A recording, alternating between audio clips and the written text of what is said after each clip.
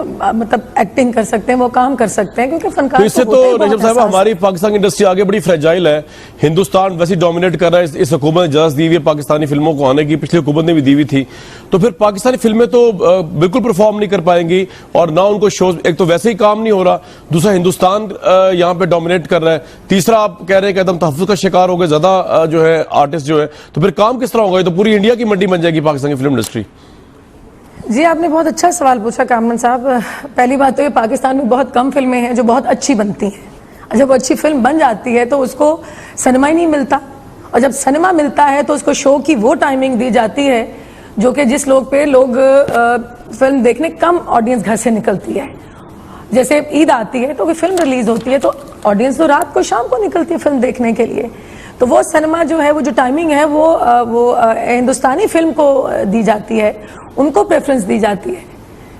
तो ये हुकूमत पाकिस्तान को चाहिए ना कि देखिए, आर्टिस्ट तो बहुत सड़कों पे निकले, डायरेक्टर्स भी निकले, हमने बहुत ज़्यादा जो है वो मुजाहिरे किए, लेकिन किसी ने हमारी बात ही नहीं सुनी।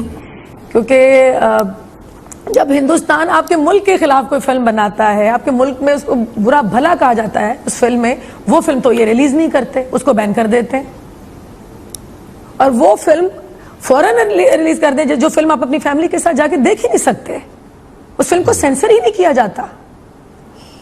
इतने बोल्ड कपड़े पहने होते हैं उनके फनकारों ने, तो वो फिल्म एज इट इज कोई सेंसर ही नहीं होती। मैंने देखी है हिंदुस्तानी फिल्में जाके, मैं खुद देखती, इसलिए जाके देखती हूँ कि क्या इसमें वो सीन इन्होंने सेंसर किए हैं जो कि हमारी आवाम को, हमारे साथ ही मौजूद है। आपके पास में दोबारा आता हूँ। सलीम बुखारी साहब, सर ये इनसिक्योरिटी जो है, इससे तो हिंदुस्तान की फिल्म इंडस्ट्री को बड़ी तकवीत मिल रही है। मैं आज पढ़ रहा था अखबार के अंदर, अपने अखबार दुनिया अखबार में, कि पाकिस्तान में एक नई फिल्म रिलीज होने जा रही थी ईद उल फितर पे, उसको शोज ही नहीं मिल रहे क्योंकि हिंदुस्तान के लिए सारे शोज बिक चुके हैं। एक तो ये बहुत बड़ा इशू है कि उनकी मंडी हमें डोमिनेट करी, दूसरा इतना अदम तहफ्फुज़ है कि परफॉर्मिंग आर्ट वैसे परफॉर्म नहीं कर पा रहा। तो आर्टिस्टों को घर भेज के फिल्म इंडस्ट्री बंद कर दें पाकिस्तान की, क्योंकि तहफ्फुज़ उनको नहीं है और इंडिया की इंडस्ट्री इधर आ गई है। ये किया जाए सलीम बुखारी साहब?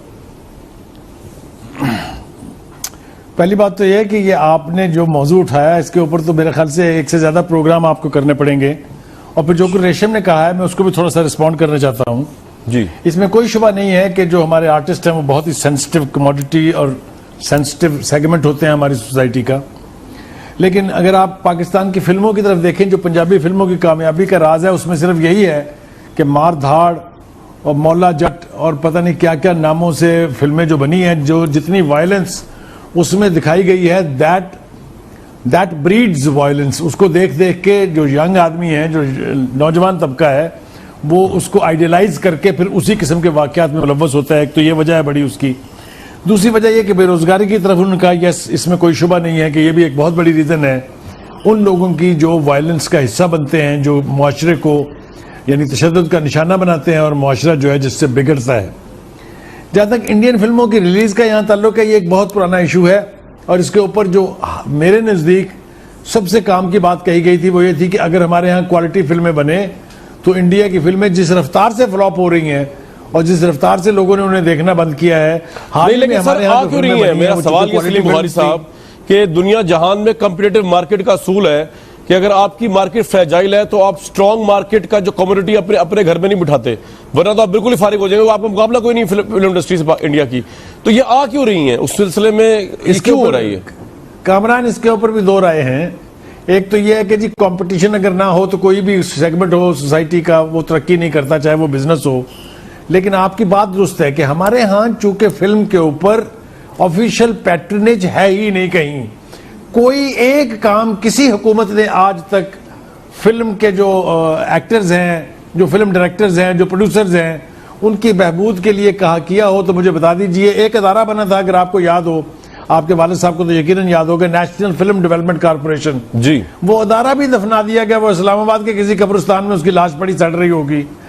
तो एक तो इंडिया की बॉलीवुड की इंडस्ट्री कितनी बड़ी है, लेकिन इसके बावजूद उसको मुकम्मल तौर पर ऑफिशियल पैट्रनेज हासिल है, लोन मिलते हैं बैंक से प्रॉपर। उसी का नतीजा ये जी, उसी का नतीजा ये है कि आज बॉलीवुड की इंडस्ट्री जो है second largest source of foreign exchange earning है बरतानिया भारत के लिए। बिल्कुल सही। तो हमारे यहाँ एक तो ये कि सक्सेसिव रिजीम्स, चाहे वो मिलिट्री रिजीम्स थी, चाहे वो सियासी रिजीम्स थी, किसी ने इस शोबे को इस काबिल नहीं समझा कि इसकी तरफ से वजह दी वैसे जाए। एक तो बुखारी बड़ी साहब, वजह मैं इसकी थोड़ा डिक्लाइन अर्ज की आपको है। करूं, वैसे कि जो मुशर्रफ साहब का दौर था उसमें एनसीए में जो फिल्म एंड मीडिया का जो पूरा सेटअप लगाया गया, उसके अंदर जो है वो करोड़ों रुपया दिया गया, फॉरेन टीचर्स लाए गए, तो ये थोड़ा क्रेडिट उनको जाता है मुशर्रफ साहब के दौर में कि थोड़ी पैट्रोनेज मिली है।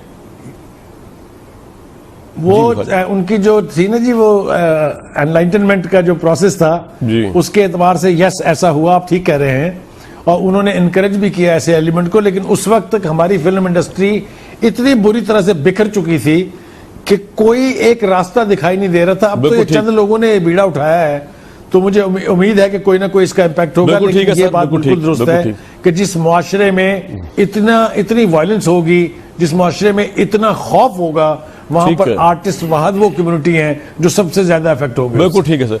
शैलती साहब, ऑपरेशन ज़र्ब-ए-अज़ब की कामयाबी